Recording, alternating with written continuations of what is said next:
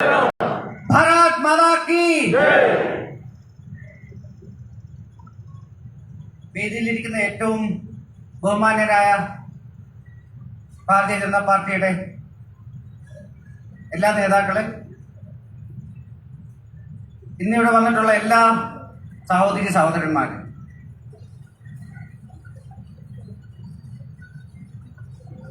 കഴിഞ്ഞ 10 വർഷം ഭാരത ചരിത്രത്തിലെ ഏറ്റവും വലിയ സുവർണ കാലങ്ങളിൽ ഒന്നായിരുന്നു. ശ്രീ നരേന്ദ്രമോദിജി അദ്ദേഹം ഭാരതത്തെ നയിക്കാൻ തുടങ്ങിയിട്ട് ഇന്ന് ഏകദേശം 10 വർഷമായി. ഈ 10 വർഷത്തിൽ ഇന്ത്യ എന്ന മഹാരാജ്യം നമ്മുടെ സ്വാതന്ത്ര്യത്തിന് ശേഷം 75 വർഷത്തിൽ ഇതുവരെ കാണാത്ത രീതിയിലുള്ളൊരു മുന്നേറ്റമാണ് നടത്തിയത്. അദ്ദേഹം പ്രധാനമന്ത്രിയായ ചുമതലയേൽക്കുമ്പോൾ ഇന്ത്യ ലോകരാജ്യങ്ങളുടെ ഇടയിൽ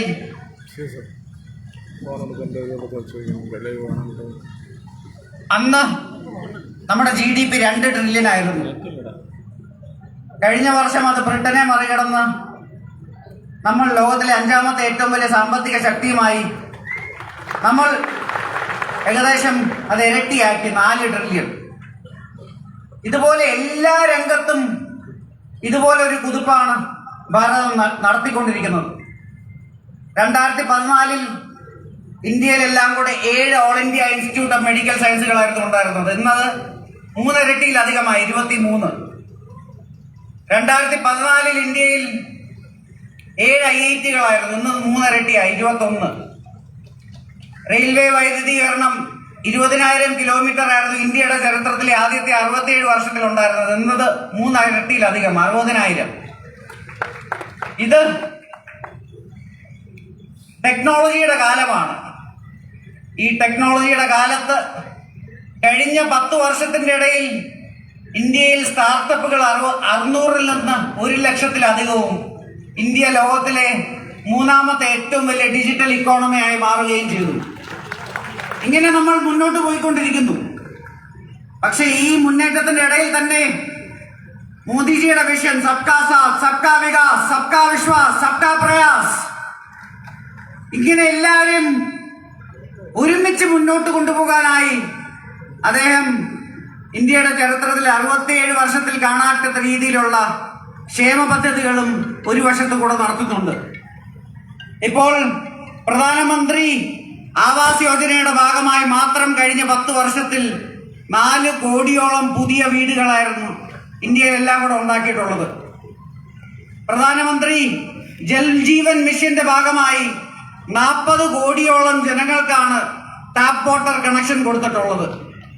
കഴിഞ്ഞ ഏതാനും ആഴ്ചകൾക്ക് മുൻപ് പ്രധാനമന്ത്രി ഗരീബ് കല്യാൺ യോജനയുടെ ഭാഗമായി ഏകദേശം 80 കോടി ജനങ്ങൾക്കാണ് ഫ്രീ റേഷൻ സ്കീം എക്സ്റ്റെൻഡ് ചെയ്ത് കൊടുത്തിരിക്കുന്നത്.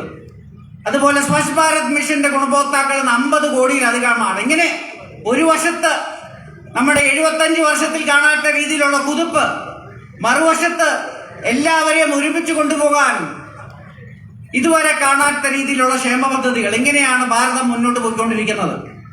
പക്ഷേ ഇത് വെറും ഒരു തുടക്കം മാത്രമാണ്.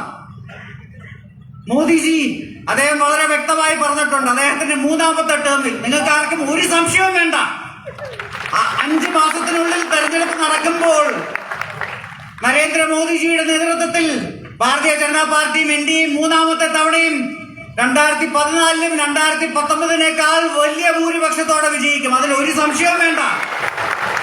ആ സമയത്ത് നിങ്ങൾ മോദിജിക്ക് ആ ഗ്യാരണ്ടി, ഇതുവരെ കാണാത്ത രീതിയിലുള്ള മുന്നേറ്റം ഇനിയും നിങ്ങൾ കണ്ടുകൊണ്ടേയിരിക്കും. അദ്ദേഹത്തിന്റെ 3ാം ടേമിൽ ഉറപ്പായിട്ടും ഭാരതീയ ജനതാ പാർട്ടി മോദിജിയുടെ ഗ്യാരണ്ടിയാണ്.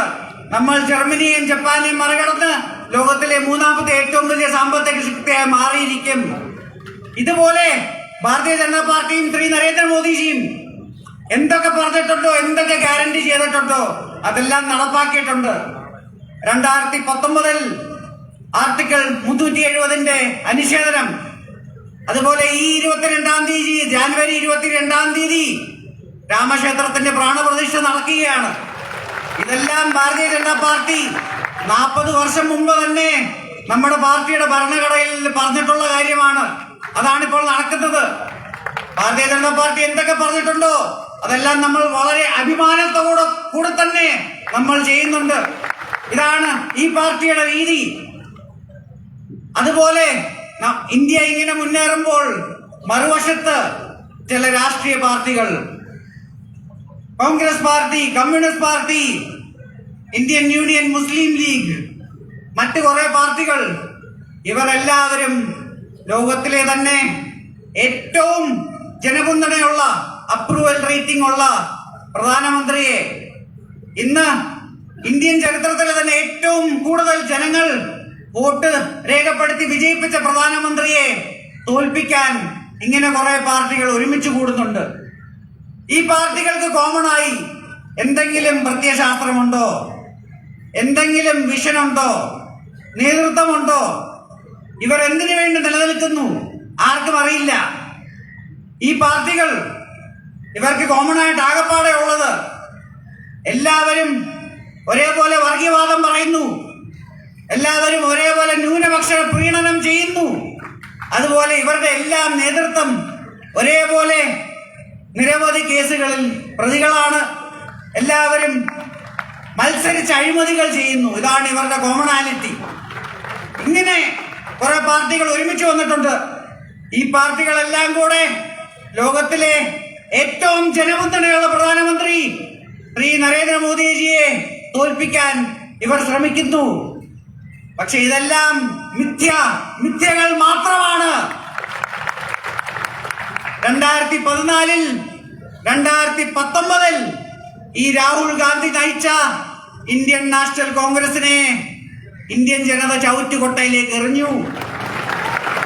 2014-ലും 2019-ലും ശ്രീ നരേന്ദ്രമോദിജി നയിക്കുന്ന ഭാരതീയ ജനതാ പാർട്ടിയും ഇന്ത്യയും ചരിത്രത്തിലെ ഏറ്റവും വലിയ, ആധുനിക ചരിത്രത്തിലെ ഏറ്റവും വലിയ ഭൂരിപക്ഷത്തോടെ ഇന്ത്യൻ ജനത വിജയിപ്പിച്ചു. ഒരു കാര്യം വളരെ വ്യക്തമായി നിങ്ങൾക്ക് മനസ്സിലാകും, ഇന്ത്യ എന്ന മഹാരാജ്യം മുന്നോട്ട് പോയിക്കൊണ്ടിരിക്കുന്നു. ഏതാനും വർഷങ്ങൾക്കുള്ളിൽ ലോകരാജ്യങ്ങളുടെ ഇടയിൽ തന്നെ 1ാം നിരയിലുള്ള രാജ്യമായി, ലോകത്തിനെ നയിക്കുന്ന ഒരു വിശ്വഗുരുവായി നരേന്ദ്രമോദിജിയുടെ നേതൃത്വത്തിൽ ഇന്ത്യ വളരും. ഈ മോദിജി നയിക്കുന്ന ഭാരതീയ ജനതാ പാർട്ടിയെ ഇന്ത്യൻ ജനത 2024-ലും 2014-ലും 2019-നേക്കാൾ കണ്ട ഭൂരിപക്ഷത്തോടെ വിജയിപ്പിക്കും. ഇതിൽ നിങ്ങൾ എല്ലാവരും പങ്കാളികളാകണമെന്ന് മാത്രം പറഞ്ഞുകൊണ്ട്, അതിനുവേണ്ടി മാത്രം ആഹ്വാനം ചെയ്തുകൊണ്ട് ഞാൻ നിർത്തുകയാണ്. നന്ദി. ജയ് ഹിന്ദ്.